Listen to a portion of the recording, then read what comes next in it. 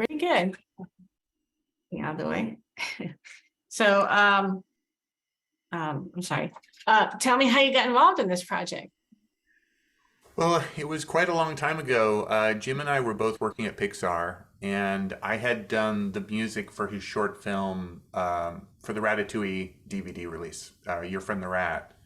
And we had such a great experience on that, and actually won the Annie Award. And so I think we felt good about it. And Jim and I said, well, we got to do something else together. And that was 16 years ago. Wow. It took a long time. I mean, we've been working on smaller projects, but this is a project we've been talking about, Jim Capobianco and I, the writer and director, for over 10 years. And so it's great that it's finally coming out. I'll bet. Yeah. What are you gonna do with yourself now? Well, on to the next project, but some projects are really special, and this is definitely one of those. It's Right. the passion project. I got to record a 55-piece orchestra and record Daisy Ridley and Marion Cotillard and Stephen Fry and Matt Berry singing my song. So it's really a passion project for both me and Jim. So I am working on other projects now, but this is a special one for sure. Right. Right. And can you take us through how the collaborative process worked with you and Jim? He's writing the story and you're writing the songs and the background music. How's that work? Yeah.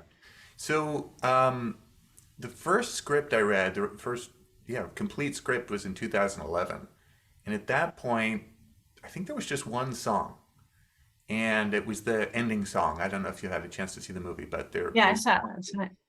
so so um, he really liked the song, and then over the years, every like a year or two later, he'd say, I was thinking there's this scene where Leonardo moves to France and he's setting up his workshop, and I thought we could have like a speaking song where there's all these devices and inventions, and that it would be great to put that all in a song. And then he had this idea that it would, because this is in stop motion, it's very Right. physical, and that the walls would kind of come up, and as he described things, they'd magically appear. And so that was the second song.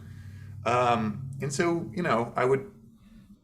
he'd send me a list of ideas or some rough lyrics or some idea of what he wanted the song to do, and I'd do a version. In that case, I did a version, and then 6 months later, he said, I don't feel like this is quite working, and so I rewrote it, and but kept the bridge from the original version.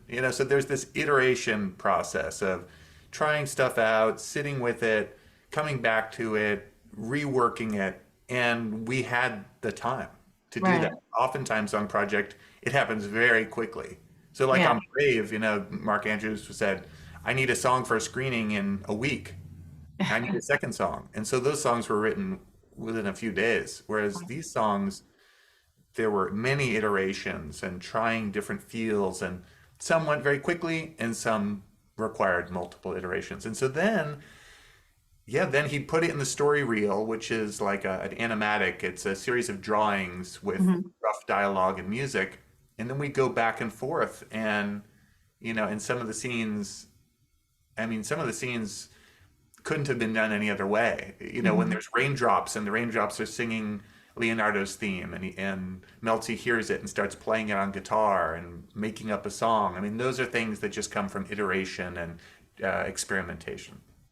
Okay. And when you create the songs, how closely did you pay attention to 15th century music? A little bit. Mhm. Again, similarly on Brave, maybe that was 1,000 years ago, Merida in Scotland. And the music back then was very different. We actually don't know exactly what it Right. sounds like. So, I listened to modern Celtic music, Irish and Scottish folk music, and other things, and then tried to make it my own. Bring something of myself Sure. to it, but also what the director likes. So, I did actually commission a Renaissance lute. I think it's a 11 course lute, and I learned to play it. And Wow. you do hear some lute in the movie that's me playing. And sometimes I had the classical guitar. I had the lute and the classical guitar, and we went with the classical guitar because at the end of the day, it's what feels right. Right. emotionally for the scene and for the storytelling. So I didn't get too hung up on, is this accurate? It's more, did it feel right? Did Mm, it feel right for the story? Did it feel right when you put it up against picture? And the modern orchestra didn't exist in 1500. sure. They had the viola da gamba, which was like a big cello with frets. They didn't have Right. a cello. But, I had a wonderful cellist, Andrew Joyce, in New Zealand, and who plays with the New Zealand Symphony Orchestra, and he has a Stradivarius cello. So there's more cellists than viola da gamba players, and it's a very expressive instrument. So it was, yeah, it's kind of like a caricature, like it's something close to the thing that feels close enough, and you Mm. kind of split the difference between the accuracy and the emotional feeling of it. Oh, that makes perfect sense. I really liked, I think it's the first song that Daisy Ridley sings, which is up high, and Yeah. it sounded very from that time to me. I mean, I'm not an authority, I, but I think that's from this tiny seed where he shows her the seed. Is that the scene? I don't remember. Sorry. I Yeah. was Yeah. listening to the music more than I was watching it. Yeah, no, well, that song is interesting because um, Jim had a beautiful piece of music that was actually written, I think, 150 years later by Monteverdi called the Zeffiro Torna. It's a very famous piece of music, beautiful. And it was there for a long time. But my daughter, Sequoia, who sings on the film, that's her singing with Daisy Ridley and singing Oh, the last song. And the last two songs are all my daughter, Sequoia. But she said, "Hey, Dad, have Daisy Ridley can sing."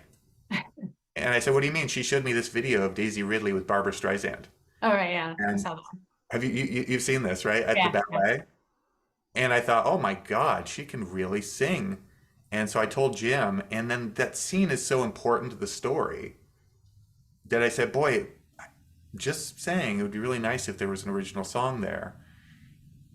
But then I knew he was attached to this Zephyro song, so I basically took the round part, the violin melodic part, and changed the chords and kind of recomposed it into a new song, and that's that song, Oh, wow. which I think is Thank my you. favorite. Yeah. It's got these beautiful, scales on the violins, and I rewrote the lyrics to fit the story rather than the original lyrics were about nature, Yeah. which wasn't really what that moment was about. It was more about how ideas get shared and how you pass along your passions and your wisdom. So, yeah, Yeah. that's one of my favorite songs because Cool. it was it was a solution. Yeah. I love this song. Well, what if we combine them and created something new? Yeah. It worked. It's very pretty too. I'm a soprano, so I like Oh nice. yeah, yeah. So there you go. Yeah, she can really sing up, and that's You my really daughter is can. too. So Yeah, that's they, good. they're up there. So you have a new star at home now. Yeah, well, she started singing on that last song she first sang when she was 10, and now she's Wow. 16. So I actually recorded her at different times as she got older, and you can hear her singing at different ages in the film, which I think Okay. is really sweet. And then Jim's daughter co-wrote one song in the end credits, so it's a very much a family affair, and Oh yeah, sounds I'm like it. thrilled. I mean, the thing about and Sequoia is also the voice of Mona Lisa, Hmm. which you hear Mona Lisa singing, and she's sort of this inner critic for Leonardo, who's like, "Yeah, you're finished," which is funny. But So Sequoia did that voice too. We so kept so all the actors though did sing their own songs. So yes, they're singing. yeah, yeah, exactly. And actually, Marion Cotillard, she in the French version, she sings her song in French too. Oh, nice. So there's a French version. Yes, that's coming out in January, but the English language version comes out in the United States nationwide. It's across the whole nation on September 15th. So it's the kind of movie which to hear it and see it in a theater is so amazing. I And bet. it's just because it's stop motion, you can see the detail on the paint and the skin and the puppets that they made. It's really cool. Wow.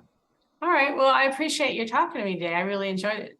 It's my pleasure. Thanks for talking about The Inventor. I appreciate it. Oh yeah, and I hope it's a big hit, especially since you spent so much time on it. Yeah, us too. Us too. Thank you. I thank you.